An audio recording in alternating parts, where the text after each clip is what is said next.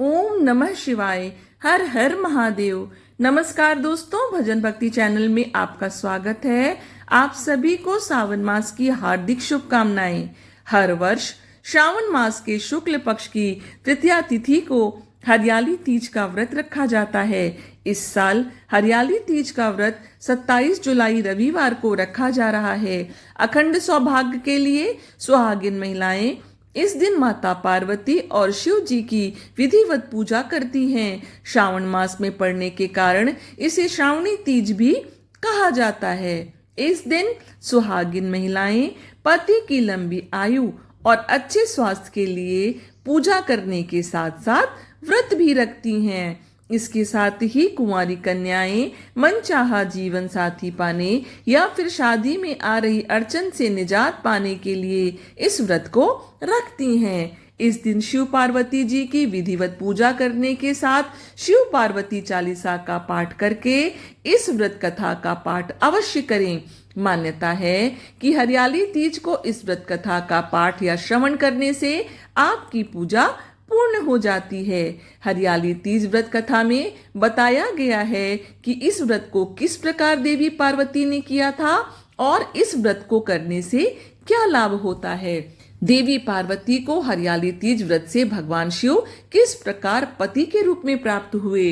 पुराणों में हरियाली तीज की ये कथा काफी प्रचलित है। कहा जाता है कि स्वयं भगवान शिव ने माता पार्वती को उनके पूर्व जन्म के बारे में याद दिलाने के लिए ये कथा सुनाई थी। आइए जानते हैं हरियाली तीज की संपूर्ण व्रत कथा। लेकिन आगे कथा सुनाने से पहले आप सभी से विनम्र निवेदन है कि जिन्होंने अभी तक मेरे चैनल को सब्सक्राइब नहीं किया, कृपया करके चैनल को सब्सक्राइब कर लीजिए, क्योंकि मेरे चैनल पर सभी व्रत त्योहार की जानकारी, उससे संबंधित कथा और कहानी आपको आगे भी सुनने को मिलती रहेगी। शिव जी कहते हैं, हे पार्वती, बहुत समय पहले की बात है जब तुमने हिमालय पर मुझे वर के रूप में पाने के लिए कठोर तप किया था। इस दौरान तुमने अन्न जल त्याग कर सूखे पत्ते चबाकर दिन बिताए थे। मुझे वर के रूप में पाने के लिए तुमने किसी भी मौसम की कोई परवाह नहीं की और तुमने निरंतर तप किया। तुम्हारी इस स्थिति को देखकर तुम्हारे पिता बहुत दुखी थे। ऐसी स्थिति में नारद जी तुम्हारे घर पधारे। जब तुम्हारे पिता ने नारद जी से उनके आगमन का कारण पूछा तो नारद जी बोले, हे गिरिराज, मैं भगवान विष्णु के भेजने पर यहाँ आया हूँ। आपकी कन्या की घोर तपस्या से प्रसन्न होकर वह उससे विवाह करना चाहते हैं। इस बारे में आपकी राय जानना चाहता हूँ। नारद जी की बात सुनकर पर्वतराज अति प्रसन्नता के साथ बोले, हे नारद जी, यदि स्वयं भगवान विष्णु मेरी कन्या से विवाह करना चाहते हैं तो इससे बड़ी कोई बात नहीं हो सकती। मैं इस विवाह के लिए तैयार हूँ। इसके बाद तुम्हारे पिता की स्वीकृति पाकर नारद जी विष्णु जी के पास गए और यह शुभ समाचार उन्हें सुनाया। लेकिन जब तुम्हें इस विवाह के बारे में पता चला तो तुम्हें बहुत दुख हुआ। तुम मुझे मन से अपना पति मान चुकी थी। तुमने अपने व्याकुल मन की बात अपनी सहेली को बताई। तुम्हारी सहेली ने सुझाव दिया कि वह तुम्हें एक घनघोर वन में ले जाकर छुपा देगी और वहां रहकर तुम शिव जी को प्राप्त करने की साधना करना। इसके बाद तुम्हारे पिता तुम्हें घर में ना पाकर बड़े चिंतित और दुखी हुए।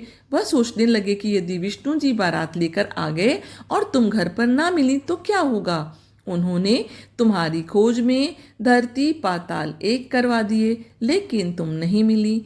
तुम वन में एक गुफा के भीतर मेरी आराधना में लीन थी। भाद्रपद तृतीय शुक्ल को तुमने रेत से एक शिवलिंग का निर्माण कर मेरी आराधना की, जिससे प्रसन्न होकर मैंने तुम्हारी मनोकामना पूर्ण की।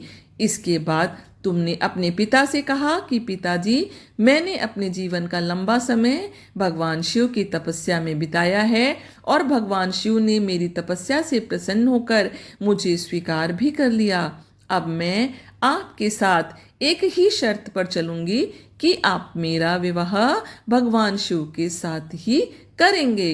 पर्वतराज ने तुम्हारी इच्छा स्वीकार कर ली और तुम्हें घर वापस ले गए। कुछ समय बाद उन्होंने पूरे विधि विधान से हमारा विवाह किया। शिव ने इसके बाद कहा कि हे पार्वती, तृतीया को तुमने मेरी आराधना करके जो व्रत किया था उसी के परिणाम स्वरूप हम दोनों का विवाह संभव हो सका। इस व्रत का महत्व यह है कि मैं इस व्रत को पूर्ण निष्ठा से करने वाली प्रत्येक स्त्री को मनोवांछित फल देता हूँ। भगवान शिव ने पार्वती जी से कहा कि इस व्रत को जो भी स्त्री पूर्ण श्रद्धा से करेगी उसे तुम्हारी तरह अचल सुहाग प्राप्त होगा। हरियाली तीज पर भगवान शिव पार्वती जी की विधिवत पूजा करने के साथ साथ अंत में इस व्रत कथा का पाठ करें या फिर सुने, तभी आपकी पूजा पूर्ण होगी। तो एक बार प्रेम से बोलिए हर हर महादेव। आशा करती हूँ ये कथा आपको पसंद आई होगी। यदि यह कथा आपको पसंद आई है तो वीडियो को लाइक करिए, इसे अपनी फैमिली और फ्रेंड के साथ शेयर भी करिए। यदि कोई और कथा या जानकारी चाहते हैं तो कमेंट बॉक्स में अवश्य लिखिए। भगवान भोलेनाथ की कृपा आपके ऊपर हमेशा बनी रहे। आपका दिन शुभ हो। धन्यवाद।